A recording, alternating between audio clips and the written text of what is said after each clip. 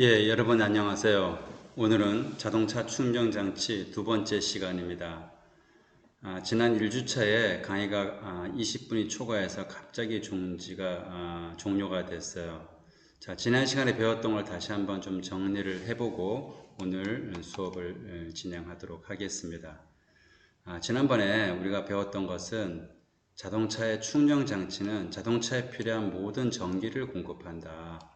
그 중에 배터리는 자동차가 정지되어 있을 때 자동차에 필요한 모든 전기를 공급하고, 자동차가 시동이 되고 난 다음에는 발전기에서 발전된 전기로 자동차의 모든 필요한 전기도 공급하고, 또 배터리에도 전기를 공급해서 배터리를 충전시킨다 배웠었죠. 그 중에 지난주는 주로 배터리에 대해서 살펴봤습니다. 그 중에서도 배터리가 어떻게 충전하고 방전하는지 이 화학작용을 중심으로 살펴봤었죠. 배터리의 양극판은 과산화 납으로 만들어져 있고, 음극판은 해면 상납, 그냥 납인데 다공성을 줘서 표면적을 증가시킨 해면 상납이다. 그리고 전해액은 묽은 황산을 쓴다. 그래서 자동차에서 전기를 끌어다 쓰게 되면 이 묽은 황산의 농도가 점점 낮아져서 물이 증가한다. 완전히 충전되어 있을 때는 비중이 1.160인데 전기를 점점 끌었으면 여기서 물이 더 만들어져서 농도가 낮아진다. 다시 충전을 시키면 양극판에서는 수소가, 음극판에서는 산소가, 즉 전기 분해에서 양극판과 음극판에서 수소와 산소가 빠져나가고 다시 농도가 높아진다. 이런 내용을 배웠습니다. 오늘은 거기에 이어서 그러면 이제 지난번 마지막 시간에 잠깐 화면이 나왔다가 종료됐었는데요. 이 축전지에 표시되어 있는 이 레이블을 판독하는 것을 배워보도록 하겠습니다. 지금 N쪽에 있는 그림은 실제로 배터리의 사진을 찍은 겁니다. 글자가 잘 안 보이지만요, 좀 확대해 보면 크게 세 가지 정보가 이렇게 크게 나와 있습니다. 이것을 이제 하나씩 배워볼 건데요. 여러분 책에 있는데 좀 메모를 하면서 들어줬으면 좋겠습니다. 이게 우리가 실제로 지난번 처음에 선생님 오리엔테이션 시간에도 말씀드렸던 것처럼 배터리는 우리가 유지 보수할 것이 없고 소모품이기 때문에 수명이 닿으면 교체해서 사용하면 된다 그랬었죠. 교체할 때 이 정보를 보고 동일한 정보를 가지고 있는 배터리랑 교환을 해야 됩니다. 그래서 이 정보를 판독하는 것이 중요한 정보가 되겠습니다. 자, 하나씩 살펴보도록 하겠습니다. 자, 먼저 땡땡하고 90 이렇게 되어 있습니다. 이 땡땡은 그 배터리의 회사에서 쓰는 모델명이 되겠습니다. 그러니까 회사마다 모델명은 좀 다를 수 있겠죠. 굳이 이 모델명은 우리가 몰라도 상관이 없게 되겠습니다. 그렇지만 요거는 반드시 알아야 돼요. 90으로 되어 있습니다. 요것이 배터리의 용량이 되겠습니다. 요건 좀 이따 다시 좀 자세히 설명할게요. 그 다음에 R 혹은 L로 되어 있어요. 이것은 무슨 뜻이냐면 R로 되어 있으면 right, 오른쪽이다. 즉 배터리를 위에서 밑으로 이렇게 내려다 봤을 때 배터리의 플러스 단자가 오른쪽에 있으면 R, N쪽에 있으면 L로 표시합니다.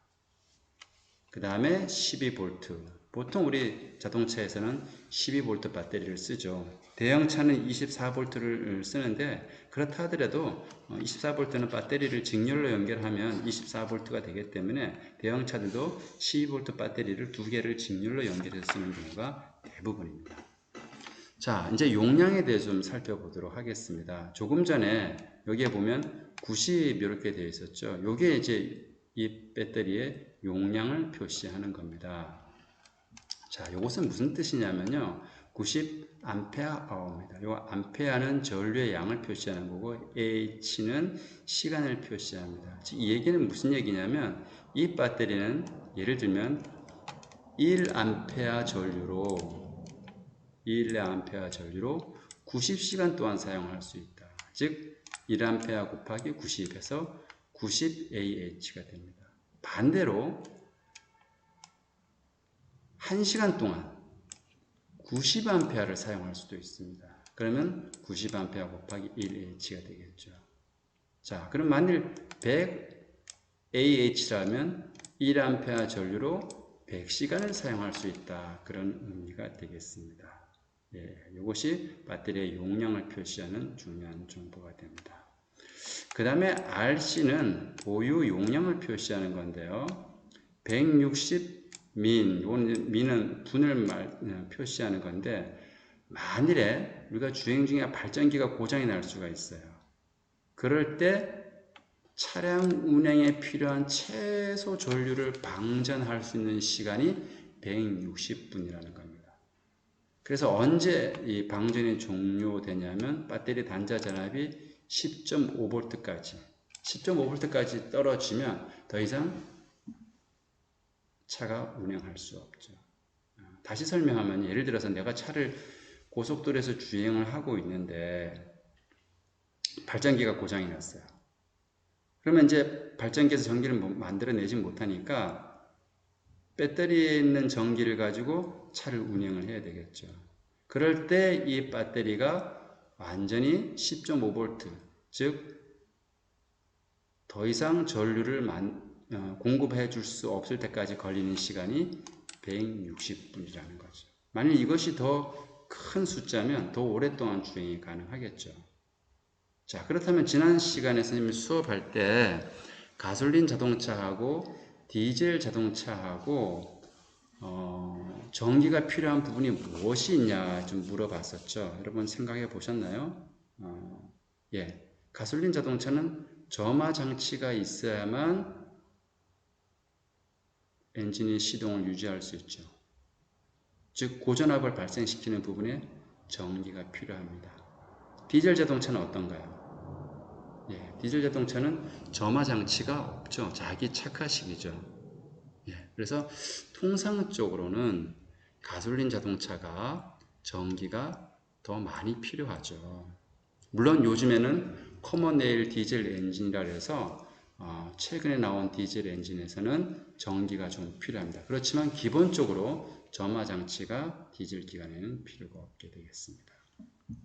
즉 다시 한번 좀 더 정리하면요, 이 부분은 우리가 발전기가 고장이 났을 때, 발전기가 완전히 고장이 났다, 그렇다 하더라도 배터리만 가지고 몇 분 정도 주행이 가능한가, 그것을 표시하는 것이 된다. 그 다음 CCA, 600A 이렇게 표시되어 있어요. CCA는 콜드 크랭크 암페어, 그래서 냉각 시동 이런 뜻입니다. 사실 우리나라 겨울에 주로 해당되겠죠. 즉 배터리는 온도에 따라서 그 영향이 큽니다. 그럴 때 영하 18도에서 순간적으로 출력을 나타낼 수 있다, 이런 것을 말하는 거죠. 예를 들어서 CCA 600A다 그러면은 600A를 30초간 방전했을 때 전압이 7.5V 이상 유지할 수 있다, 이런 뜻입니다. 즉 CCA가 높으면 추운 겨울에 시동을 잘 걸 수 있다, 이런 뜻이 되겠죠.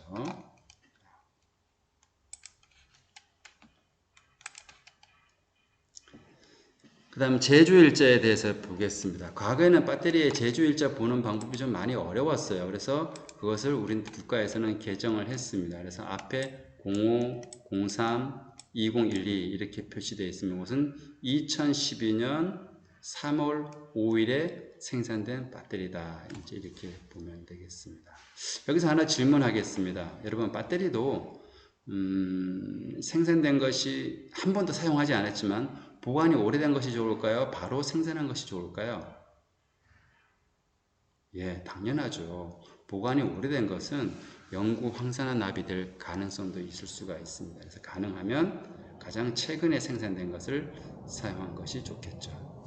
자, 지금 오른쪽 그림은 선생님 우리 실습장에 내려가서요, 우리가 가지고 있는 배터리 몇 개를 찍어 봤습니다. 자, 지금 여러분 한번 이걸 분석을 한번 해보죠. 조금 전에 배웠으니까. 여기 보면 DF60L 이렇게 되어 있죠. DF는 뭐죠? 예, 모델명이죠. 예, 모델명. 모델명 우리가 알아야 된다, 몰라도 된다? 예, 몰라도 된다 그랬죠. 그 다음에 뒤에 있는 60이 뭐죠? 예, 이 60이 중요하다 그랬습니다. 60은 이 배터리의 용량입니다. 60 60A. 60A라는 60A 전류를 가지고 1시간 동안 사용할 수 있다.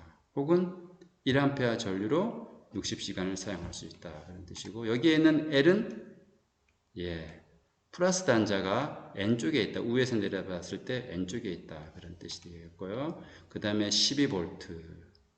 그 다음에 여기에 보면 60A. 다시 한번 표시해 주죠. 용량을 표시해 주고요. RC 100 나와 있습니다. 아까 RC 보유 용량 말했었죠. 이 자동차가 발전기가 고장나도 주행할 수 있는 분. 그 다음에 CCA는 콜드 크랭크 전압. 이렇게 표시가 되어 있습니다. 자, 다음 요 배터리가 되겠습니다. 요 배터리는 CMF80L 이렇게 표시가 지금 크게 볼 수 있죠, 여러분. CMF는 모델명이니까 우리가 몰라도 되고요. 그 다음에 80은 용량이 80A다. L은 플러스 단자가 N쪽에 있다. 이런 뜻이 되겠습니다. 다음, 요 배터리는 이제 보시에서 나온 배터리네요. 보시 크게 붙어 있는데, 여기 보면 80L 이렇게 되어 있죠. 80L이니까 용량이 얼마다? 80A다. 플러스 단자가 어디에 있다? N쪽에 있다. 지금 많이 사용된, 부식된 배터리가 되겠네요. 그 다음에 여기 작은 글씨로 조그마한 정보들이 표시가 되어 있습니다. 기본적으로 우리가 배터리 교환할 때 제일 중요하게 봐야 될 것이 바로 요 80L 요게 되겠습니다. 배터리 용량하고 플러스 단자가 어느 쪽에 위치하는지를 정확히 맞춰줘야 됩니다. 이 뒤에 부분 12V, 요즘 다 12V 나오니까 크게 문제 없을 거고요. 뒤에 봤던 아까 우리가 뭐 RC라든가 CCA 이런 것은 조금 차이가 나도 별 문제가 없습니다. 이렇게 해서 우리가 배터리의 레이블을 살펴보는 방법을 우리가 봤습니다. 자, 배터리의 종류에 대해서 살펴보겠습니다. 처음에 첫 번째 시간에 우리 자동차에 사용하는 배터리는 주로 납산 배터리다, 즉 납을 이용한 배터리다 얘기했었죠. 그럴 때 선생님이 요즘은 증류수를 더 보충해 줄 필요가 없는 유지 보수가 필요 없는 배터리를 많이 쓴다. 그게 바로 메인터넌스 프리 배터리가 되겠습니다. 그래서 보통 MF 배터리다 이렇게 얘기합니다. 메인터넌스 프리. 이 메인터넌스 프리는 다른 건 아니고요. 아까 양극판과 음극판에서 수소와 산소가 나온다 그랬죠. 이제 그것이 자꾸 증발되니까 전해액이, 즉 묽은 항산액의 양이 줄어듭니다. 그것을 보충해 주는 것이 불편하니까 그 가스로 발생되는 수소와 산소를 다시 화학 반응을 일으켜서 물로 변환돼서 다시 배터리 안으로 들어가도록 만든 그런 배터리가 되겠습니다. 자, 이것을 기준을 예를 들어서 이걸 100으로 봤을 때 요즘 EFB 배터리가 나옵니다. Enhanced 배터리라고 그래갖고요. 주로 ISG에 적용되는 배터리가 되겠습니다. IS는 아이들 스타트에서 요즘 여러분 길거리에 보면 차가 정지했을 때 시동이 꺼졌다가 출발할 때 다시 시동이 켜지는 자동차가 있죠. 배기가스를 줄이고 연비를 향상시키기 위해서 아이들을 최소화시키기 위해서 차가 중지되어 있을 때는 자동차가 엔진의 시동을 끕니다. 그러다가 차가 출발할 때 다시 시동을 켜는 그런 차량이 많이 좀 생산되고 있는데요. 그런 자동차에는 이 배터리의 부하가 굉장히 많이 걸립니다. 그래서 MF 배터리 가지고는 부하가 많이 걸리니까 바로 EFB라는 배터리를 만들어서 장착을 하게 됩니다. 그럴 때 여기 보다시피 연료가 한 2 내지 5% 절감이 되죠. 그 다음에 수명이 조금씩, 가격도 당연히 비싸지고요. 그거보다 조금 더 위에 배터리가 AGM 배터리라서 이것은 그 경리판을 글라스 매트를 쓰는 좀 더 고급 기술이 적용된 배터리가 되겠습니다. 이 차도 요 ISG가 적용되는 차량에 많이 쓰고 있고요. 고급 차량에 많이 쓰고 있습니다. 그래서 요즘은 가장 기본이 MF 배터리다. 그 위의 것은 EFB 배터리. 가격도 거의 2배 이상씩 비싸죠. 이런 배터리를 쓴다.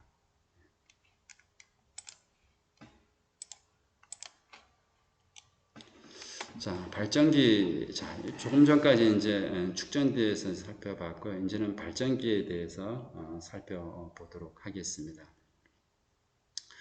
요 사진은요, 여러분 교과서에 있는 거고요. 우리 실습장 시뮬레이터에서 선생님이 직접 찍은 사진이 되겠습니다. 발전기를 여러분이 좀 보기 좋게 하기 위해서 여기를 좀 절개해서 이렇게 잘라놨는데 사실 여기는 덮여 있겠죠. 자, 여기 보면 여기가 벨트가 아까 첫 시간에 말씀드렸던 것처럼 크랭크 축의 벨트로 이렇게 같이 돌아갑니다. 발전기의 풀리가 있고요. 그 다음에 이것은 프레임이 발전기의 프레임이 되겠죠. 그 다음에 여기 발전기 안에 보면 스테이터, 브러쉬 홀더 등이 있습니다. 이것들을 이제 하나씩 살펴보도록 하겠습니다. 자, 발전기의 역할 다시 한번 좀 정리해 보면요. 우리가 차량 운행에 필요한 각종 전기를 공급한다. 그리고 여분의 전기는 축전지를 충전하는 기능을 한다. 그래서 자동차에서는 대부분 교류 발전기를 사용합니다. 그럼 여기서 여러분 질문이 하나 생기죠. 발전기는 교류 발전을 합니다. 우리 가정용 전기도 교류죠. 우리 건전지 같은 경우가 직류죠. 근데 실제로 우리 자동차에서 사용하는 전기는 교류를 쓰는 것이 아니라 다 직류를 씁니다.